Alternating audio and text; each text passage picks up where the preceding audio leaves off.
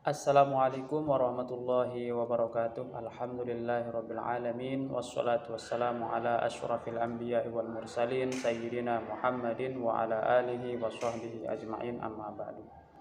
Teman-teman yang dirahmati Allah, kalau bagi yang mengikuti ya, untuk akhir-akhir ini kan terjadi satu perdebatan ilmiah apakah benar beberapa orang dari habaib-habaib yang sekarang ini terutama yang ada di Indonesia itu nasabnya bersambung ke Rasulullah. Untuk sementara para ulama dari kalangan habaib itu akan memiliki dua keunggulan.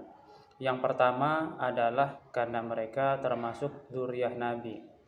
Itu keunggulan yang tidak bisa dimiliki oleh orang lain.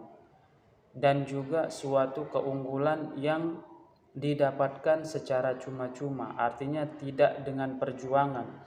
Jadi kemuliaan semacam itu hanya bisa disyukuri oleh para zuriyah Nabi ini karena Allah memilih mereka sebagai keturunan Rasulullah. Itu yang pertama.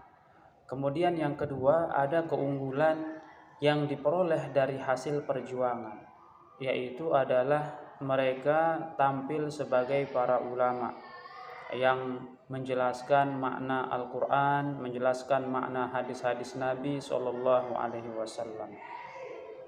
Yang dalam berdakwah mereka memiliki berbagai macam metode atau gaya dakwah, yang mana kadang-kadang gaya dakwah ini menuai pro dan kontra. Ada yang sangat lembut, adem, tenang, begitu. Ada yang sangat keras, kemudian belak-belakan dan lain sebagainya. Tetapi tentunya yang kita harus sepakati bahwa semestinya zuriyah Rasulullah dengan berbagai macam metode dakwahnya harus tetap menjunjung tinggi akhlak yang mulia dari segi ucapannya, dari segi tindakannya, bagaimana berbuat, bagaimana menanggapi orang yang mencintai dan orang yang membencinya, harus dengan akhlak yang mulia sesuai dengan yang dicontohkan oleh Nabi Muhammad SAW. Sebenarnya hal ini bukan hanya untuk zuriyah Rasul, tetapi untuk semua orang yang beriman dan beragama Islam yang mencintai Rasulullah. Tetapi tanggung jawab itu sepertinya kayak 2 kali lipat kepada zuriyah Nabi, karena mereka bukan hanya sebagai seorang muslim tetapi juga sebagai seorang yang keturunan dari orang yang membawa ajaran itu. Nah, kemudian kadang-kadang saya berandai-andai beberapa habaib ini adalah memang bukan keturunan dari Rasulullah SAW. Kalau saya pribadi tetap akan memuliakannya selama mereka adalah memiliki keunggulan yang kedua, yaitu sebagai para ulama. Jadi tidak peduli apakah mereka itu keturunan Rasulullah atau bukan. Kalau mereka adalah ulama, saya akan tetap menghormatinya, mengikutinya, mentaatinya. Karena memang memuliakan ulama ini kan perintah Nabi. Akrimul ulama fa innahum kurama'u mukramun. Muliakanlah para ulama karena sungguhnya mereka itu mulia lagi dimuliakan. Nah, jadi seandainya para habaib ini bukan keturunan Rasulullah juga enggak masalah gitu ya. Enggak masalah, kita tetap harus menghormatinya karena mereka ini adalah para ulama. Nah, berbeda ceritanya jika ada segelintir ya, ini enggak banyak sih, segelintir oknum yang banyak ngaku-ngaku sebagai zuriyah Rasul, tetapi ucapannya dengan ucapan yang kotor, sering mencaci maki orang yang membencinya, gitu ya. Seharusnya kan bersikap atau berakhlak itu kepada siapapun sebagaimana yang dicontohkan oleh Nabi. Jangan kita berakhlak mulia hanya kepada orang yang mencintai kita saja, tetapi kita tampilkan juga akhlak mulia kepada orang yang bahkan membenci kita. Kan ulama mengatakan ahsin ila man asaa ilaika. Berbuat baiklah kamu walaupun kepada orang yang berbuat buruk terhadapmu.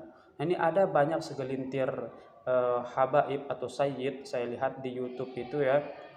Ketika misalnya mereka dikritik, mereka ya mungkin menurut saya itu mereka dikritik ya, bukan sampai dicaci maki atau apa gitu.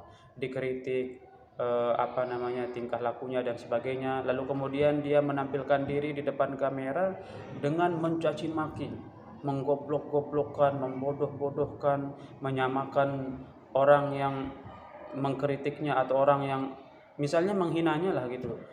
dengan sebutan anjing lah, dengan sebutan babi, kadal, macem gitu. Ini kan sebenarnya hal-hal semacam ini tidak pernah ditunjukkan atau diajarkan oleh Rasulullah SAW kan. Kalau kita baca kisah-kisah Rasulullah itu selalu yang menyentuh hati gitu. Misalnya ada nenek tua yang setiap Rasulullah lewat selalu dia lempari Rasulullah dengan kotoran unta, dengan berbagai macam jenis kotoran, dicaci maki, disumpah serapah.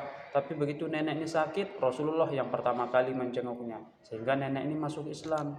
Ada orang buta yang setiap hari menjelek-jelekkan Rasulullah di pasar, di hadapan orang-orang gitu. Tetapi yang menyuapinya ini adalah Rasulullah.